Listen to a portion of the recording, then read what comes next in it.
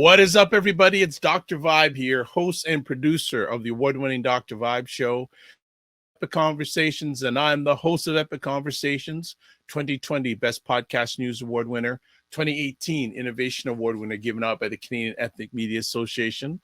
Also, I co-host and co-produce the only online show in the world for dads and fathers. It's sponsored by Dove Men Plus Care, and being part of that collaboration in 2022 and 2021, our team reached out directly and indirectly to over 100,000 fathers around the world. So as always, I like to say you're blessed, highly favored, a magnet for miracles, and a solution for someone's problem. And we're looking forward. This is a historic event on the Dr. Vibe show. So gonna give a little histoire, as we like to say, some histoire. So way back when I was first starting this thing that I do online all the time, I was blessed to be part of four brothers. It was four brothers. I don't know. Four brothers. I think it was four brothers. And yeah, it was initially four brothers. And we just started to say, why don't we just, actually, the person that initiated this idea, I think the two driving forces were Henri and Victory Unlimited. So they're here. But we said, why don't we just come on once a month as Black men and just chop it up? Talk about whatever was on our alleged minds. And we did it 1 month. We did it 2 months. We did it 3 months. And we just kept on going. We didn't stop. And we went on for years and years. And I want to show you the original post for the first Dr. Vibe Allies show. So I'm going to put that up, and hopefully you'll be able to see the date that was. But if you don't, I will read it for you. So I'm going to put it down right here. So this is from my website. This goes back in the day, July 10th, 2012. Henri, I can see Henri's going, yeah, July 12th, 2012. I'm just going to scroll through. And at the time, we had Iron Mike Ramey, who's there, Victory Unlimited, who's with us tonight. Clive was not there yet, but we had Henri Morris, born and bred in Philly. We want to talk about the Super Bowl. And we had Jason Francis from New York. That was the original Dr. Vibe Allies. And we did that for about 3 years, the last Thursday of each month. And I can say at that time, it was way ahead of its time. Like, it's normal these days for Black men to have conversations online. But with the addition of Clive Henry, who still lives in Nottingham, England, we had Black men from 3 different countries and 2 continents live on a regular basis. Now, I know back then, I don't think there was anything like that. Now, maybe the brothers who are coming on can tell me different, but I don't think. And I'm going to put it out there. I still think today, on a regular basis, I don't know if that's still happening. I think it may be, but definitely back in 2012, it wasn't happening on a regular basis. So over the last few months, as Iron Mike Ramey said, he said, it's time to get the mission. We have to get the charge back on. The mission is not complete. So we are happy to announce that Dr. Vibe Allies is back. We have 3 out of the 4 that we're expected to be here tonight on, but we still have the same thing. We've got 3 different countries. I'm in Canada. Victory Unlimited, Henri Morris are in America, and Clive Henry is in England. So without further ado, let's say the Allies are back. So let's bring them up. VU, Clive Henry, Henri Morris. We back. Hey, the boys are back in town, baby. What's going on? What's up, family? What's going on? We are back. We are back. What's up? Hey, listen, for everybody who has not got boy Clive's book. You gotta buy it. It is a good read from beginning to end. Matter of fact, I was mad because I was at the airport and I lost it. And I had Classic Clive. I'm buying another book. I want you to do the same thing. And it's still on my shelf. And I anytime I have a conversation about certain things about racism, listen, I'll go right to the book. I'll go to a certain page that let's read it. Thanks, Henri. Thanks, Henri. Yes, You're sir. welcome. Yes, Wow, sir. wow. Chapter And and my verse. man, be Chapter and you. verse. The audio version, Clive. I love it. Yeah. I made it audio and Kindle and paperback, so everyone could, Wow. get that. A lot of work went into that, so it's all But good. also too, again, Clive, that's another book that I think was ahead of its time. If Mm. you look at what's happened since that book was put out. Yeah. Yeah. Okay. We got Yeah. we got so much to cover. That's why we got to come back, because there is so much that we haven't had a chance to share about. Wow. True. Yeah. And There is actually, what's so everybody been doing? much that we haven't had a chance to, like, you just think about that. Remember when Clive's book came out? Yeah. Look how much stuff has happened. And Henri, got to give a big shout out. I saw you caught a little bit of Dr. Alicia Watkins. Yes. She was fire the other night. Yes. It was crazy, Doc. I was just scrolling through LinkedIn and I saw like, oh, okay. But I couldn't make a comment. So I said, wait a minute. He's on YouTube. Let me flip the YouTube There you real go. quick. And I quoted at the very end. But she was saying some very interesting things about the perception of Black women today. And I thought it was really on point, because one of the things I wanted to say at the toy, I think one of the things that the perception of Black women is that they have a image problem, which they really don't. Who has an image problem is society with Black women, because they want Black women to keep on being morphing into all these different things. Yes. And there is I guess a generation of Black women who are running towards that ideology and that image, because listen, y'all know I do hair, so when I see I want 35-inch Brazilian silky. Girl, stop it. Stop it. Well, you know what? In order to do this justice, I want each one of you to share a little bit about yourselves. So who wants to go first? Because they don't know you, and they don't know you all, man. So who wants to share about themselves first? I'll go ahead and all right. Look, I'll go ahead and rush right into the fray, as they say. Because you got the tank, you in the bunker. You got to. Yeah, Victory Unlimited, or VU for short. Victory Unlimited, the Victory Unlimited show is a show that gives men positive messages. It uplifts men. It helps men to be better men today than they were yesterday.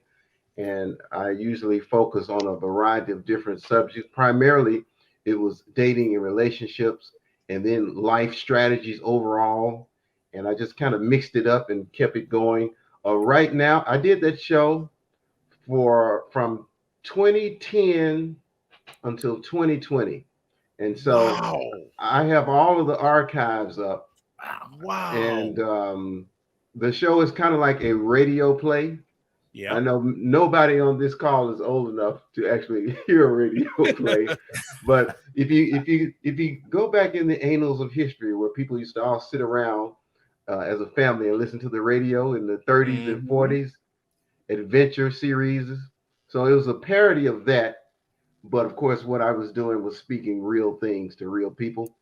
And so, as of right now, it's like I was mentioning to Doc, I've basically hung up my guns for a while, but I leave all the weapons where they are in case I need to go back and use them.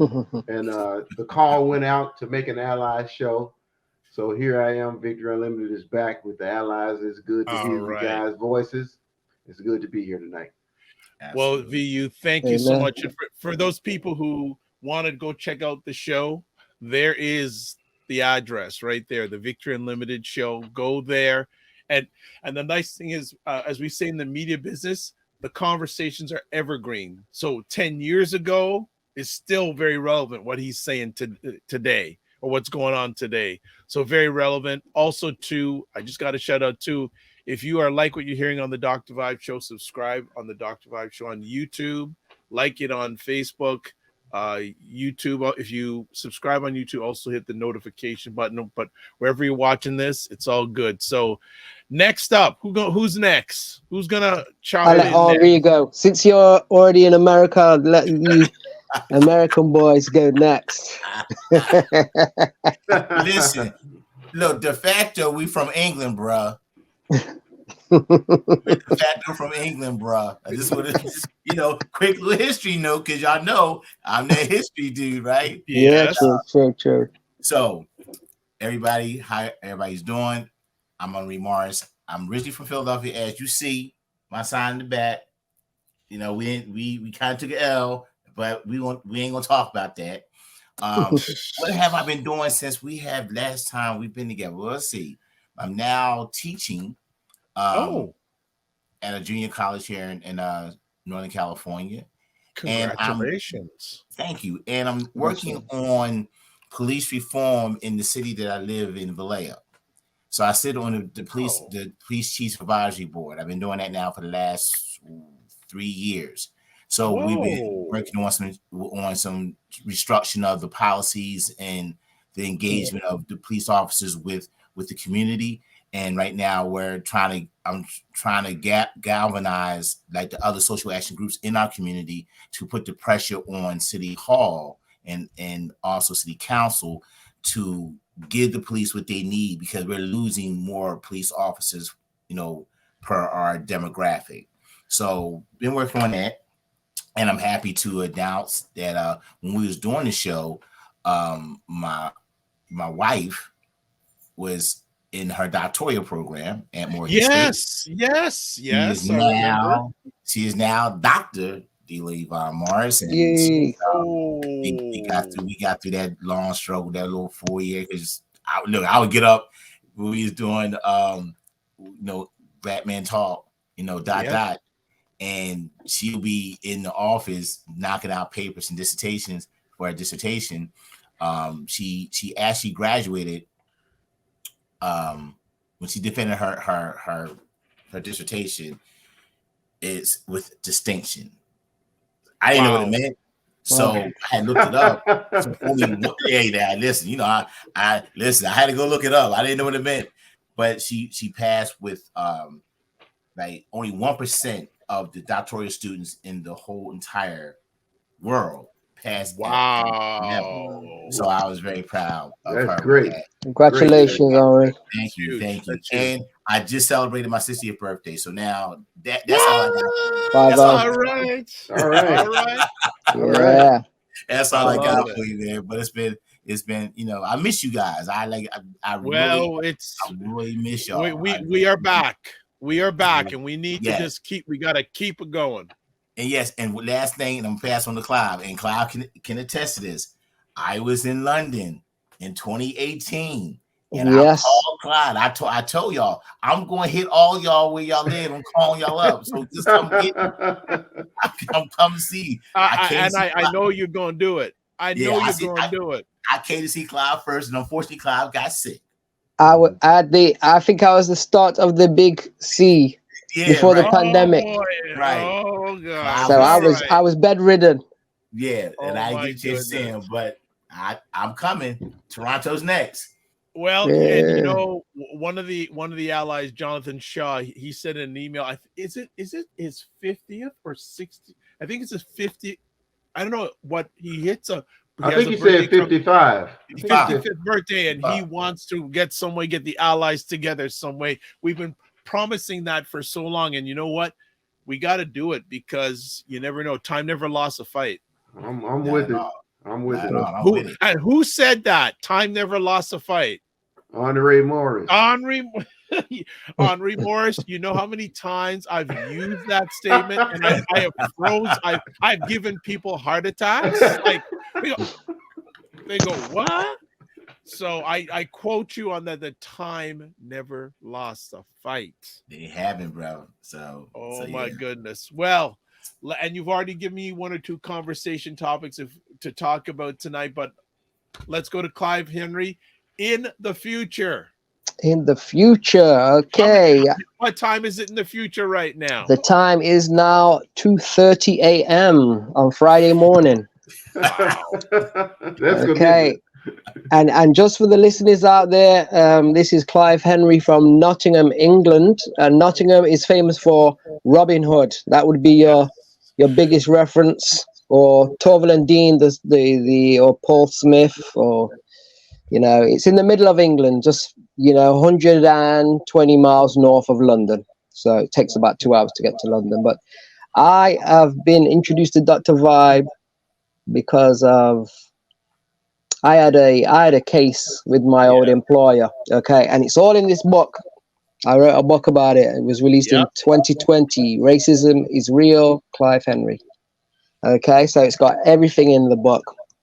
Or you can Google Clive Henry, Amazon. But I met Dr. Vibe through Twitter. Twitter was the new thing.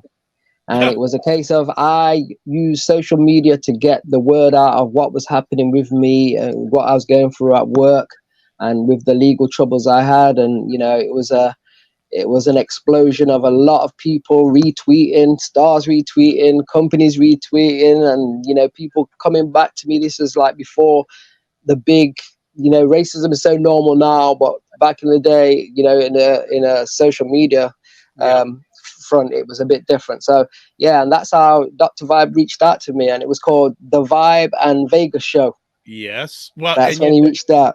You know what's, and some unfortunate news that I just found out about 2 months ago. So when I first started out, I had a co-host, Vegas. Yeah. I don't know if people, and I found out 2 months ago he had a heart attack and passed away. Oh, no. To hear. And he was only 50 years old. Wow. And so that really struck me because him and I had not talked for a few years, but he was the type of guy, I'd be relaxing at my home one evening and he'd just drop by, just totally unannounced. He would just drop in. So really condolences. And it's funny because someone who I knew for a long time told me, and I had no idea. And so he is one of the main reasons that I'm still doing this today, along with these gentlemen, because back in the early days, there weren't many of us. And actually, two other things with Clive. Clive was one of the first people that I somewhat knew who went viral, a black man that went viral. For good reasons. Yes. Yeah. Exactly. And also for people to say, they say, man, you're so good at doing this thing on camera. Clive Henry was the first person I did a video show with. Yep. Wow. And it was on a New Year's Day. I can't remember exactly the year, but so folks say you're such a pro. I was nervous as all heck. And I said, if I'm going to do this, I'm going to bring on a brother who's got a lot of people on in his social media network. So just a little context. I remember it. Yeah. Well, was this it is it. My first... It was like yesterday, but it was like 2013, 14, I think. I'm gonna find out when that was, but Clive was my first guest on a live video show. So just amazing. Go ahead, VU. Hey, Doc, what you're saying is really striking a chord with me, man, because I'm just remembering, you remembering your former partner, Vegas. Yep. And I'm just remembering all of you guys. We all came together based on how substantive our conversations were. Yes. Individually. I remember first hearing Henri. I think Henri might have been on with Marie Roker. Marie Roker Jones. Yeah. And I remember Henri was dropping all of this knowledge about the Harlem Renaissance. Oh, yeah. Yes. Look, he had me running to Google. Who was the lady there was a lady that you knew who brought you onto the platform. Was it Marie? It wasn't Marie Roker Jones. It was Kenya Williams. Ah, there we go. Yeah. Yeah. Yeah, and Kenya Williams. And I remember And I just said, I just got a master class. Like Right. I did not. It was impromptu. I just went, OMG. I'm going, I had no idea any of this stuff. And I said, okay, this brother, I ain't letting go of this brother. He got to come back. Doc, I can tell you right now, every one of the members of the Allies, they all hit me the same way. I was casually listening to the Dr. Vibe show like I do, and then Clive was on, and Clive like went in depth. I wish it was only just a story, Clive. I wish certain parts of that was not real life, but it was so perfect talking about. You share about the whole UPS situation and how things went down and the trumped up fake charges that they were trying to put against you to try to take your job away from. And that was gripping.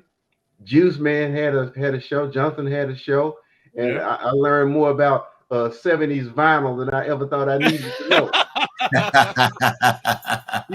he was dropping knowledge, and then Iron Mike was talking about something historical. He was talking about that black tank division, I think. Yes. From the 40s. I said, oh, you're talking my language, And of course, Absolutely. my first encounter with Vibe was gracious enough to see a press release about me, and I think I had that show about 12 New Year's resolutions every man should make. Yep. And that's how I got to know Doc. And it's just all of us had something substantive to say, and those like minds seem to gravitate together. Absolutely. Absolutely. That's I'm trying to do something really quick here, but I'll see. I'm gonna see if I throughout the conversation can bring up your like some of the early episodes where you first were all on, Mm-hmm. and I'll see if I can get to it. But if actually, I think I may have got something here. But look at this. Well, this is going back. Okay. Well, we'll get to it throughout the journey on upcoming episodes. But Henri, you sparked a conversation topic because you are working with law enforcement. We talked about it a long time then, but this subject never goes away. Policing and black men. Right. So we're going to get a 3-country perspective on this. So Henri, can you kick off on this conversation because you are actively on ground level in regards to this subject. So where do you want to start on this? Well, I think this is start with the word policing. If we all remember our history, police were actually a vigilante group of men white men going after runaway slaves and bringing them back dead or alive. So when you have that word police, it still has a negative connotation to this day, right? So there is a inherited type of mistrust of black men to the police. So with all the incidents we've had over the last decade, and the most egregious one being George Floyd, that now has sparked this whole global sensitivity about, the treatment of black men by the police or black people by the police. I just felt that I needed to have not only my voice in it, but my sweat equity in it. And I think that's the way that we kind of get a chance to change the narrative. So if we remember when we did this show, I never say police and I say law enforcement because it was a choice. You choose to go into the law and to enforce the law. That was a choice. Nobody asked you to do it. So when you come into our communities, you have to respect our communities so we can then respect you. It's a quid pro quo. If you don't respect me, I'm not going to respect you. Right? So when we start talking about the policy changes that we wanted, and now I'm working under my second chief, the policies had to be, number one, they had to be clear to the community that you're serving. A lot of times we get caught up in the mumbo jumbo of legalese, not really understanding what's being said and what's we know our laws on the surface, but we all know that it goes as many layers to law, and the law is ambiguous because it's going to always flip and flop depending who can argue the best point, right? So we try to make the policy speak clean, speak clear, not no verbal ease. That's number one. Number two, we want you to be more a part of our community, because then now you got to buy in into the community. If you just sit in your car and you parked on the corner waiting for something to happen, or you just driving around all slow trying to make somebody intimidated, what are you doing? You're literally manipulating the law. And not only that, you're putting Black men in particular in a defensive posture. So now you can use the law to justify what you want to do, right? We all saw the video of George Floyd, right? We've all seen the countless videos of other brothers who are choked out by the police, shot by the police, body slammed by the police. Now, I have two sides, right? We can sit down and talk, but if you're going to make a fight fair, take off your gun. Right? So we go into these conversations, and so right now my thing with the little city that I live in, Vallejo, is like, listen, we're not trying to be against you, but you can't you're not going to come at us and just try to pick us off. And because I am the only Black man that sits on this advisory board,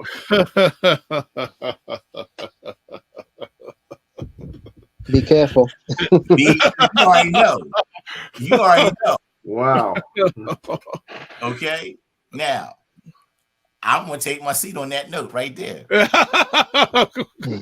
So let me ask VU and Clive, when we talk about policing and Black men, and we talked about this way back, has it changed any? Like, there's a George Floyd. We got to talk about the Tyree Nichol incident where he was beaten up and killed by. Don't God, Henry, hold still. VU and Clive, let's get your thoughts on just policing and Black men as we sit at this time. Well, having to be the one who hails from the city that's responsible for killing Dr. Martin Luther King, and then now seeing Tyree Nichols be beat practically to death in front of us on video. Yeah, I have an opinion about policing. I think several things have changed, and we've seen the metamorphosis over the years. There was a time when we first started this show, Doc, I don't think body cams were even a thing. They weren't. No. Okay, so now we had body cams introduced. So we've gone from that to the point of where body cams aren't even considered. There are some members of police forces that still act the way that they do despite visibility. And then we moved on to another metamorphosis and an expose. We're seeing that there is a culture, a corrupt culture of blue, and we know all blue is not corrupt. We know that. But there is a corrupt culture of blue, whereas it masks the humanity of the people that they're supposed to be protecting and serving, which is why you see at least 5 Black individuals handing out some of the most harshest, some of the most inhumane treatment to another Black man on camera, seemingly without remorse, because they think that blue was the only color that matters. Clive? Well, from an outsider looking in, policing in America is slightly different to the UK. Okay, but I say this: if things are going to change, like Henri's saying, it has to come from top to bottom. because they are like the army. They have a chain of command, and it seems that these corrupt police, what are doing these things, they know that they're going to get off. So that's why they do it, you know, unless they have a policy that, like the police in the Tyree Nichol case, they got sacked straight away, and you know the book was thrown at them, except for they had a white officer what wasn't charged. So it just shows you that the racism is there institutionally everywhere, you know. But black people have to push for change within the political arena. Protesting is not going to work, you know.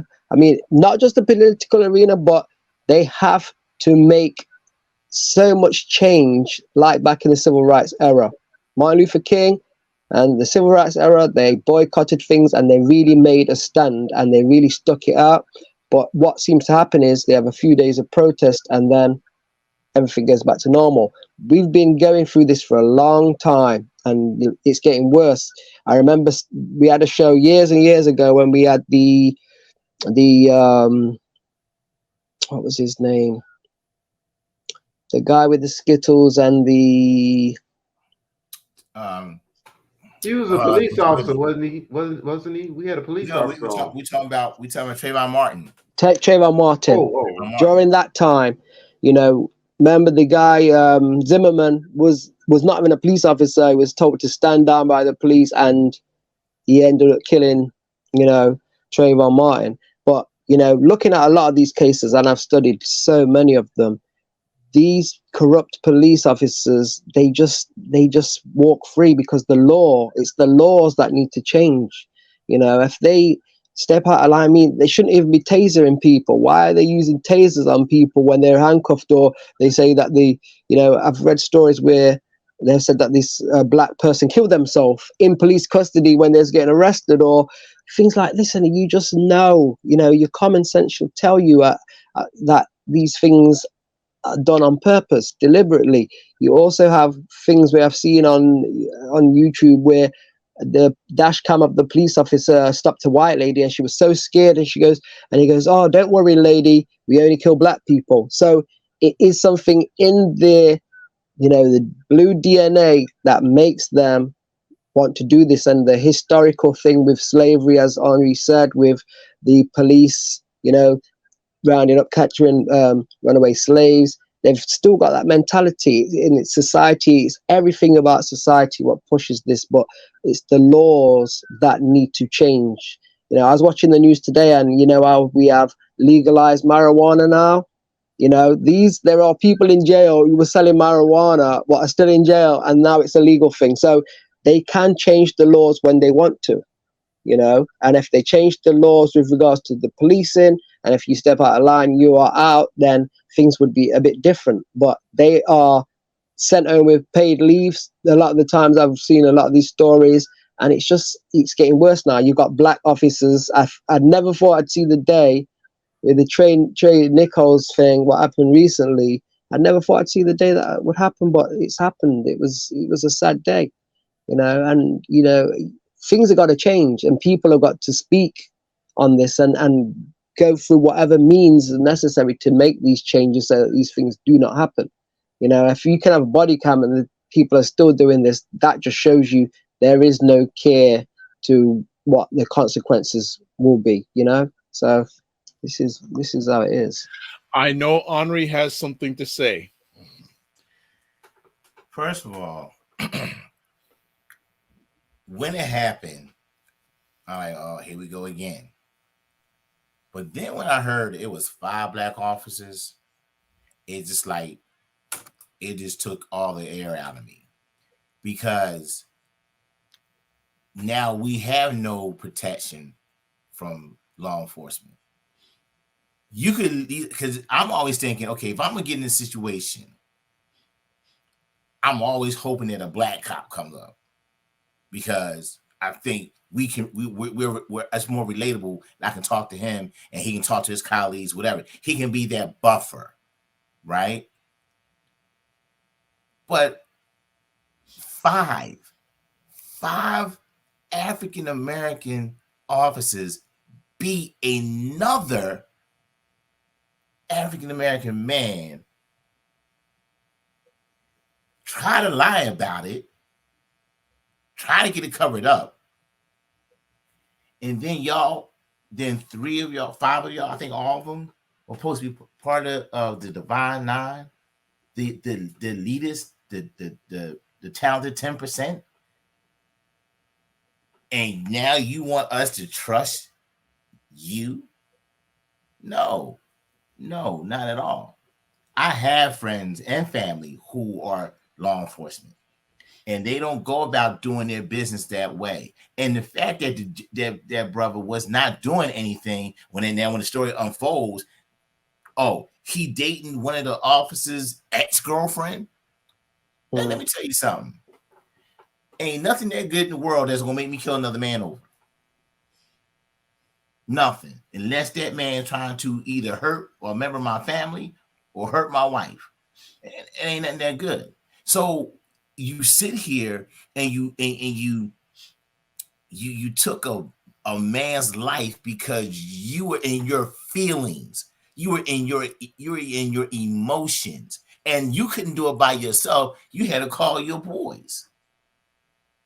So you the biggest coward there is, because you couldn't handle yourself. You couldn't handle your business as a man.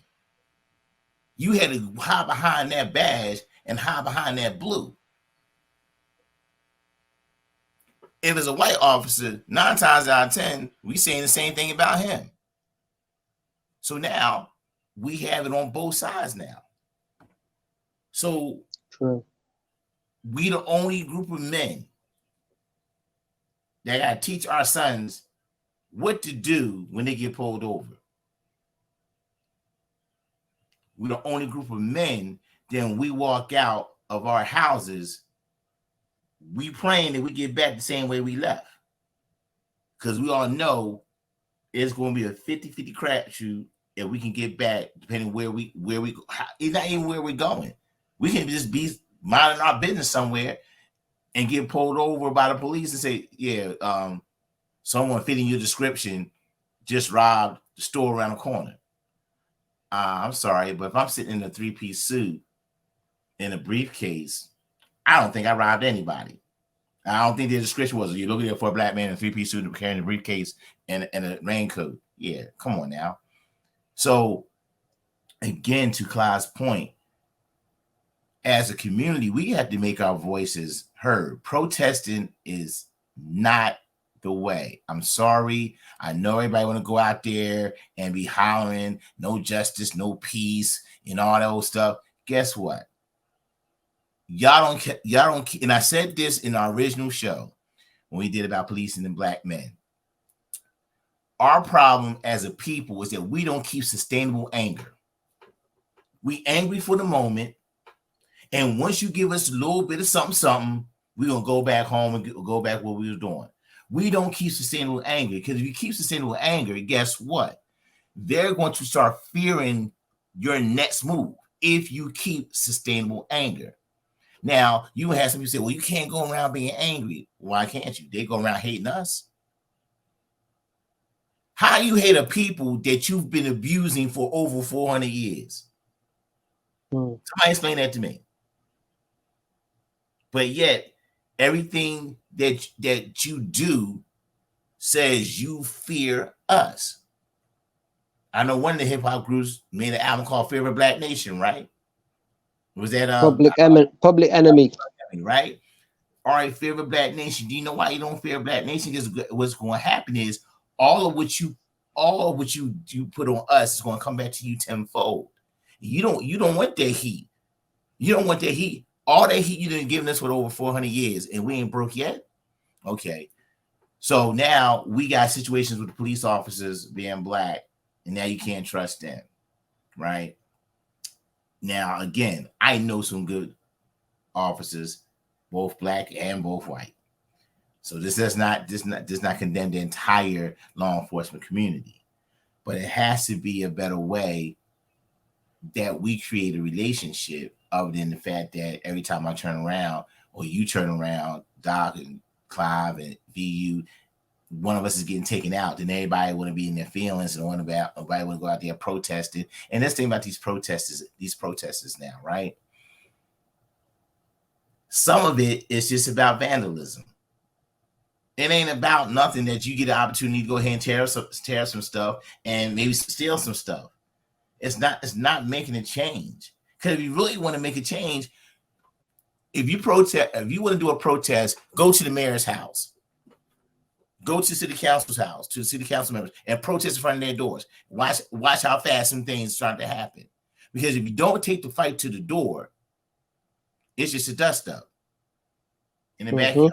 That's all it is. You got to take the fight to the door. How many times, and we were all right growing up, they tell you in a minute, if you bring that trouble to my door, the devil going to answer. So when we gonna bring the fight to their door? Because they done brung it to our doors. Our devils is answering, but we ain't keep no heat on nobody. So I was disheartened with those 5 officers having to be African American and college educated and part of the Divine Nine, supposed to be part of the town, the 10%, and it just took my air out. I had nothing. So we definitely got to get better. I think as a community, we got to listen. We got to listen, and then we got to ask the tough question and not shy away from the tough question and demand an answer. Sustainable anger is going to make change if you keep your anger. Well, Sharice Taylor, long time no here. And Sharice Taylor, we go back a little bit. She says the Tyree Nichols situation was devastating to say the least. It took Zora Neale Hurston quote of "all my skin folk ain't my kinfolk" to a whole other level. Ain't that the truth? Very true. Clive, want to ask, how much of a concern is policing? And I should put policing and blacks in general, but policing and black men is in England where you are. Is it a concerning issue? It's still always been a concerning issue. The only thing is, the difference is, as a general rule, the English police do not carry guns. So we have tasers, which is one of the main things that people do get killed with, but generally it's just brutality but not murder, if that makes sense. So they might hurt people, beat them up. You still get harassed, stopped in the cars, things like that, and trying to give you false charges. But generally, they're not going to shoot you because they have no guns to shoot you, unless you're at, say, for example, the airport or somewhere in London where they have to have armed police. So it's generally safer, but still you can't trust them, because you do see them, and you see those cops, those corrupt cops, and they go around. I'm a taxi driver, so I see them, and I've had different cars. And when, you're driving down the street and I had a fancier car and from afar, it's a black guy. So you see them and they bum up, and then they realize it's a taxi and it's not my car. So when they run the plate, they see it belongs to the firm, they leave you alone. So now I've got my own car, but I make sure everything's legit. So there is no problems, I've never been stopped. But as a taxi driver, I think I'm safe. But if I wasn't a taxi driver, I've got friends who have been stopped multiple times for just stupid things. They just stop. I see it on the road. They stopping people just for fun. And it's always a black guy. You go by and go, oh, what they're stopping him for? Because he's got a fancy car. I want to jump in here and start. I have a conversation piece. I want to start off with VU. Here's a question for all of you. When you get stopped by a policeman, do you feel safe? I tell you what tickles me in an ironic sense. I like how you said when I get stopped by the police, not even if. That's amazing. How'd you know, Doc? How'd you know? But but seriously, to answer the question, I'm on edge. I suddenly become hyper aware of everything around me. And one thing that I have, and I thank God for this, not everybody has this. That's the reason why I doubly thank God, and that is I got I got a weapon. I got a weapon in my back pocket, and when I say weapon, I don't mean an actual weapon, and that is, like Henri said, we never want to come across as anti-police because that's not what we're talking about here. We're talking about anti-bad police. So, like Henri mentioned, I have a family full of law enforcement, right? So, and friends as well. And they tell me the stories of how certain people will stand up and do this or that and their career is over, right? But that's a whole nother side issue. But when stopped by the police, the weapon that I have that I can pull out my back pocket is I can immediately blurt out a name of somebody that's high ranking on the force. And the minute I say this person has this relationship with me, or I am related to this person in this way, it's like snapping a finger. The attitude disappears. Suddenly, I get a get out of a whooped ass free card, you know. Mm. And so, but not everybody has that. Not at But all. but again, just to boil it all the way down, when stopped by the police, I'm on the edge. I'm hyper aware. I'm planning every step, every word I make and take. Henri, yourself. Like VU. I started going into like I got to remember everything that's going on right now. I got where did I get pulled over at? You know, where am I at? Okay, where's my hands? So we won't have no problem. Now, and this happened the night of the Trayvon Martin verdict. My goddaughter was stranded, so I went to go pick her up. Now, usually I'll go ahead and take the freeway, but I was kind of processing all the things that just happened with the verdict. Now, and I did something that I don't normally do. I actually put on a hoodie. I am driving down this boulevard, San Pablo Boulevard. I'm just driving, and it's about 12:30 at night. Right, there's nobody, no cars.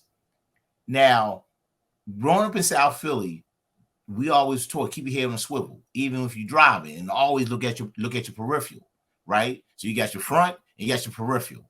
So through my peripheral, I saw a car like halfway down the block, all of a sudden pull out with no headlights. Okay, I'm looking, I'm getting steady green lights. The car now comes behind me, still putting on no headlights. I said, okay. Looked again. Oh, it's the police. So now I'm thinking, oh, they're going to follow me. Then he going to turn off. No. He followed me right before I got to the freeway exit, then threw his lights on. Woo! Now I'm like, okay, where am I at? Now that whole hypersensitivity thing come up. And this is before I start doing things with the board that I sit on now. So now I'm sitting there. First thing I had to do, first thing to remember for my hands, here you go, hands on the steering wheel. So I like, good evening, good evening. So can you tell me why you stopped me? Well, you're doing 35 in the 30 zone. I said, but it's steady green lights. There's no cars in front of me, and you stopped me because I was doing 35 in the 30. No one gets stopped for doing 35 in the 30. Now, all of a sudden, here come a flashing light from the driver's passenger side, woo, in my face. Like, well, who is this dude? I like, now, then I lost it. Because now I went straight South Philly. I was like, I won't use the words that I use. I'll just say they weren't kind words. But then I had to remember, we coming off the whole Trayvon Martin verdict. I'm wearing a hoodie. Okay. So now I'm just sitting there and I'm exceedingly angry right now. And I'm really trying to hide it because that right there was nothing. So I'm like, okay, he ran my plate. And then I had personalized plates, right? And at the time, my personalized plate says, love my people. Right? You're asking for it, young Oh, man. yeah, B. Yeah. So I'm sitting there and I'm like, dude, just give me my ticket so I can go. And he looked at me like he really was itching. And I looked at him like, listen, I just want to get out of here. I just want to go home. The freeway's right there. If you want to, you can follow me to the freeway if you want. But knowing that you couldn't, because now that's state property. You can't follow me on the freeway. I say that all to say, again, being hypersensitive, but also too, you got to be mindful of keeping your anger tempered. I ain't saying not to be angry, but you got to keep it tempered. Because I knew where I was at and what I wanted and the things that the tones that was coming out my mouth. If he really wanted to do something at that time, him and the other 3 officers that came for a traffic stop for driving 35 into 30. Yeah, we could have been having a different conversation right now. But again, that's the anger of me as a black man. When I know I'm not doing anything, I'm minding my business. I got out my house, came to get my goddaughter so she didn't have to wait on a bus. And you want to sit here and stop me because I'm getting steady green lights, and you gonna stop me for driving 35 and 30. And the only reason why you stopped me, number one, I was the only car on that boulevard. When you pulled around and like I asked him, I said, well, you've been following me for 12 blocks. And you never turned your light on until now. Why is that? Oh, now they don't want to answer you. But you followed me for 12 blocks. Why didn't you turn your lights on then? If I was speeding when you pulled me here, I was speeding 12 blocks ago. But you didn't want to say that. And at the place, well, I don't have to answer your question. Yes, you do. Because you pulled me over for no reason. Now, I feel myself getting to take that stance. And as black men, you know we can get in that stance. And I'm in my car, still sitting down, still with my seatbelt on. But I feel my stance coming on. I'm like, look, can I just get my ticket so I can get out of here, man? And it took even another 10, 15 minutes. So I didn't get home till about 3 o'clock that morning. Wow. So, yeah, I'm like you, V. I'm hypersensitive. So I tell my son now that he's a father now. So it's like, dude, you run these streets. I need you to always keep your head on the swivel, and I need you to keep your composure. Yeah. You know what I mean? Probably would say why I didn't escalate where it could have escalated because I'm a little older, right? But if I was a younger man, like in my 20s or my 30s, yeah, I could see the situation being totally different. So yeah. Henri, yes, sir. Henri, they sent so many police officers after you for going supposedly 5 miles over the speed limit. I would think that they pulled you over because you were auditioning for the next role in the next Fast and Furious movie. But I don't think 5 years is fast enough to do that. Five miles an hour is not fast. No, and trust me, my car at the time wasn't even made the demolition cut. I had an Altima. I had a 2009 Altima. It was midnight blue. Like I said, you know what I mean? It's like, come on. But it's just those things, man. And I think for me as a black man, I'm just tired and I'm fed up. So I try to fight now more with my wit. And my anger is always sustainable. I sustain my anger for any entity, police or any other entity that's going to try to violate my peace. Right? And I believe as a community and as a people, we have to maintain sustainable anger, right? And I'm not saying go out there and like go grab guns and blow up everything, but I'm saying like put the anger is an action verb. Is an action now, because you think about it. My mother told me something a long time ago. When you get sick and tired of being sick and tired, then you'll move, right? So when we want to get sick and tired of being sick and tired, when we get being sick and tired of always having the conversation about police and black men, the government and our black communities. When are we going to get tired of having a conversation so we can start moving the needle forward to getting some progress? Go ahead, Clive.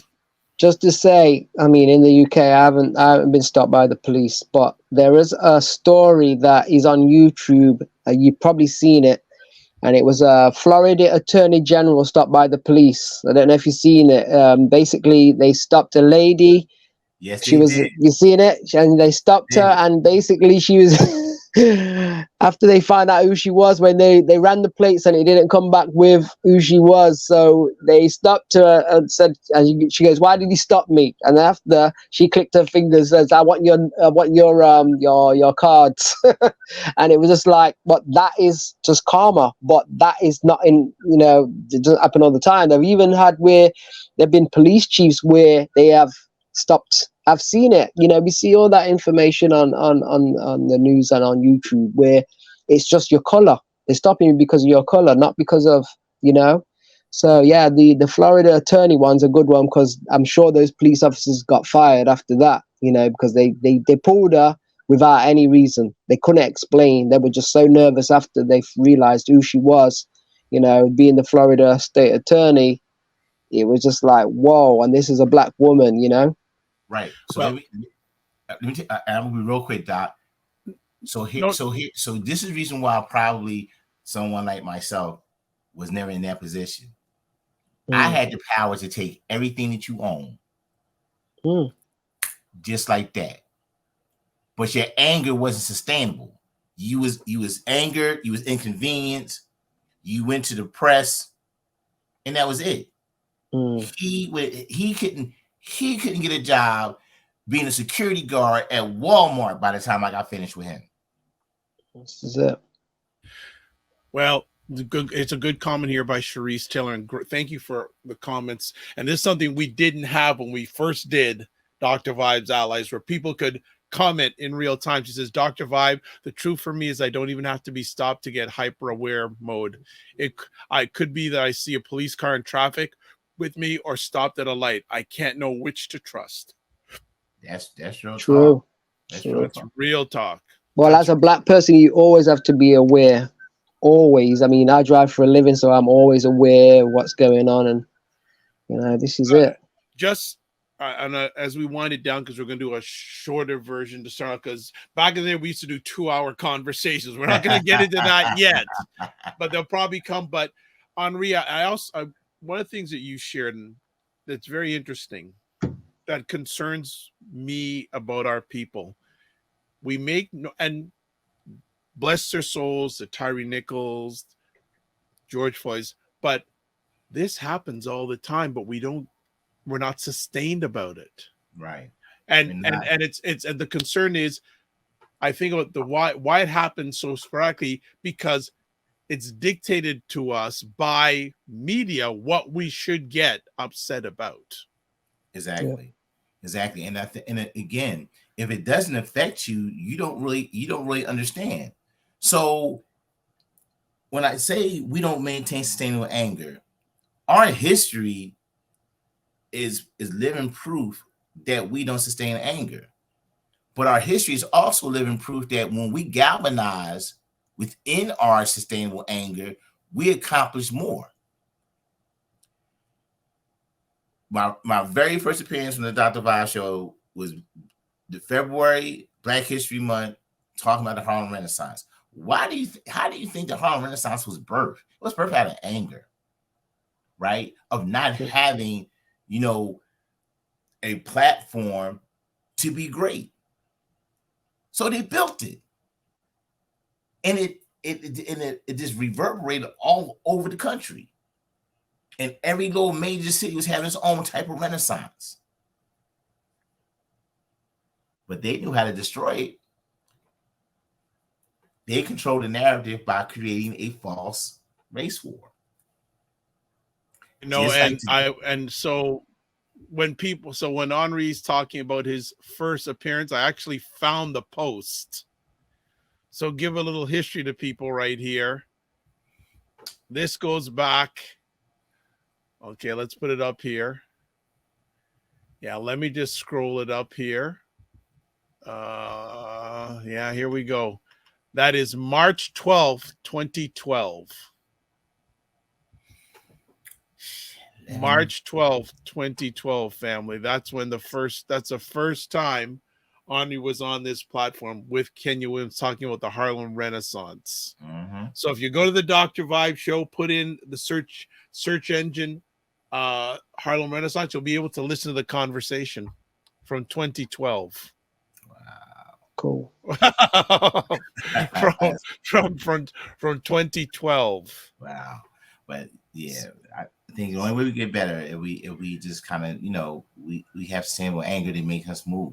And that sustainable anger is going to allow us to really galvanize and put the right pieces in the right place to make the needle move. We got to move the needle from where it's been on for too long now. We have to push the needle forward. Wow. Cool. Yeah. Any more comments before we start winding it down a little bit? Good to be back. It's good to be back. I'm just happy to see all y'all and everybody's doing well, and Mr. General. So but we're gonna see what we can do with the General. Actually, some more looking in the past. Mm-hmm. We're gonna show the first time Clive Henry was on the platform. Many moons ago. Well, this was back on. Let me just pull it up here. February 1st, 2012. Whoa. And all these conversations, family, you should be able, if you go to the dot, you can hear them when they first jumped into the pool. That went viral. That went viral. I made it go everywhere. Dr. Vibe was in Dubai. I made sure, I was like, yes, get it out there. Well, yes. Clive, as I said, you were the first Black man that I knew had any sort of relationship who went viral. Like that was like, wow. And I'm truly humble because I'm going, here's the guy that has all these followers. Why, if I ask him, is he even going to come on? No, I was that was the phase what woke me up, and I was angry that we had to go through these things as Black people and everything.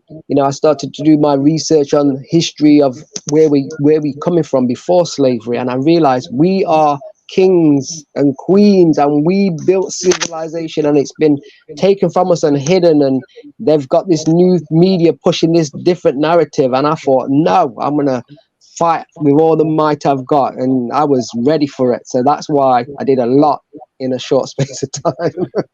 And VU, you think I'm gonna leave you out? No, I ain't leaving you out either. I'm gonna pull you up now too. So VU was actually on before these other gentlemen. Yeah. VU was first on the platform back on November 6, 2011. Wow.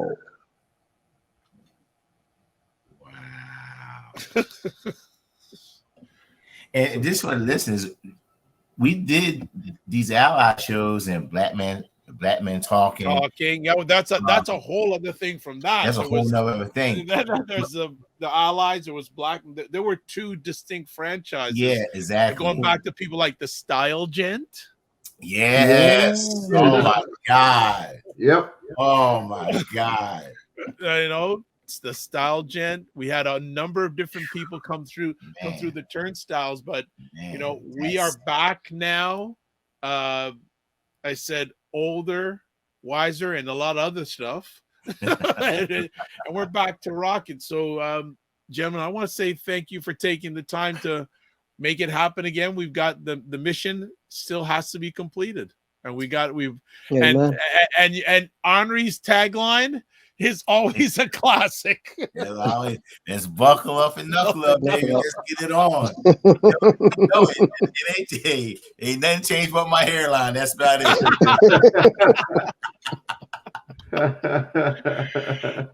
Any final words from each of you before we close up?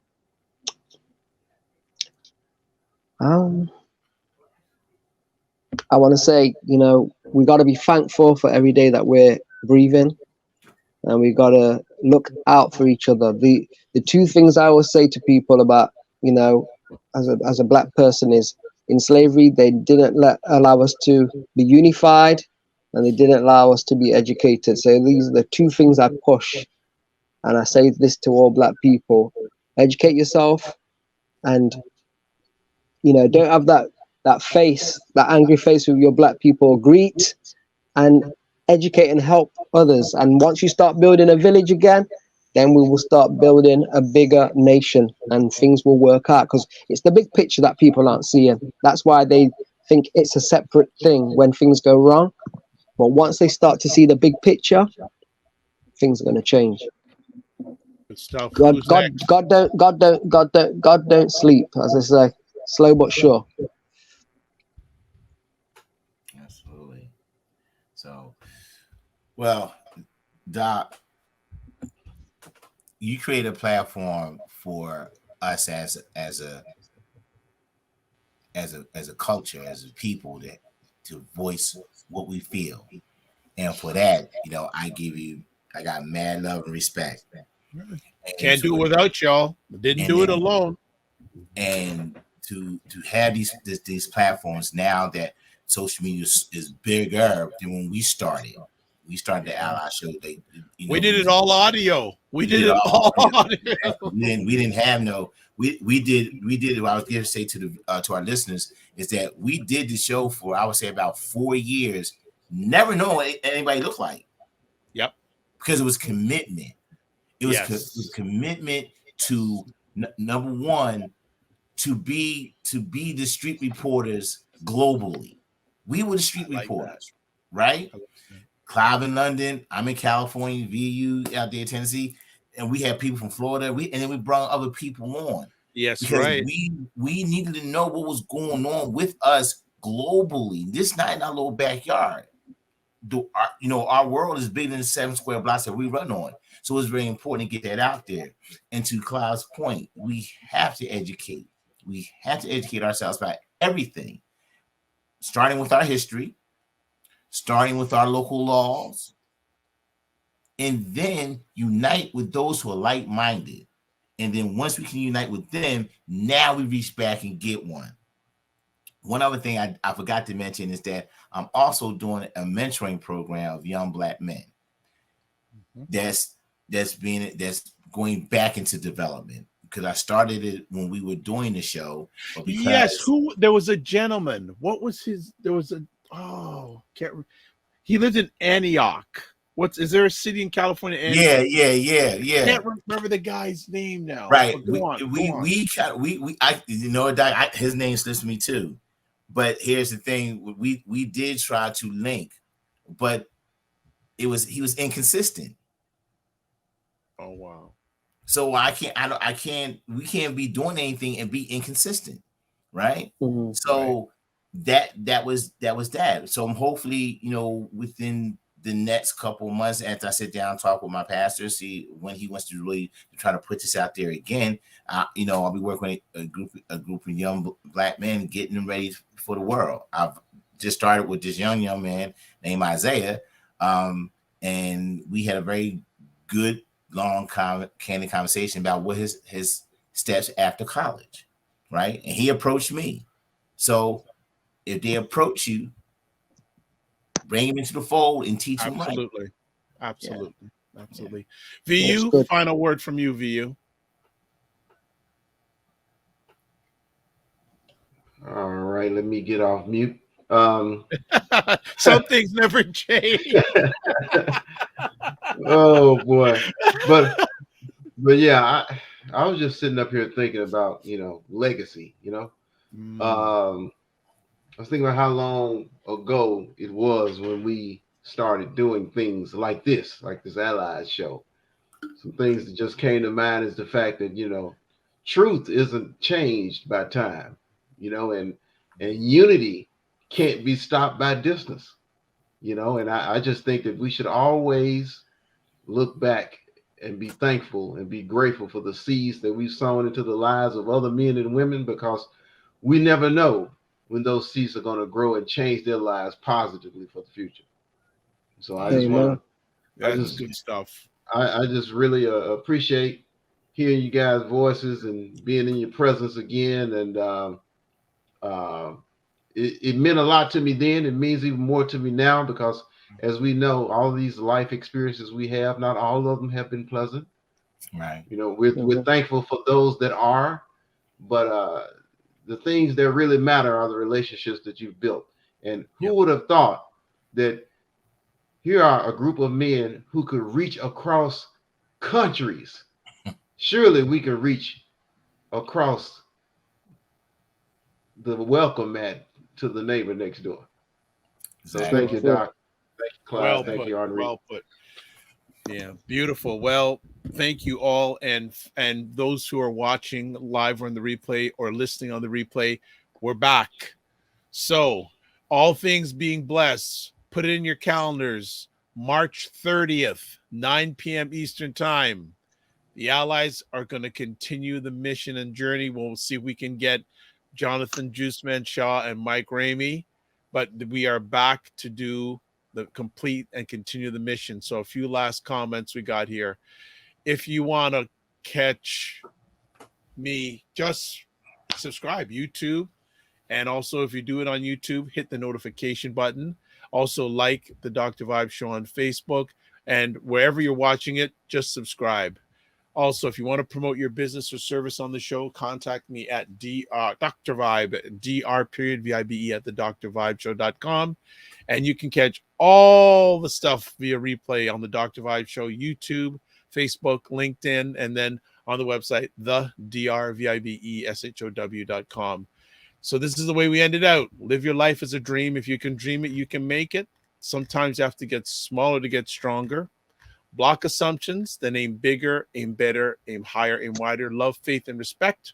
Remember to give yourselves grace, and don't just manage your time, manage your energy. The Allies are back, people. You be ready. Catch ya.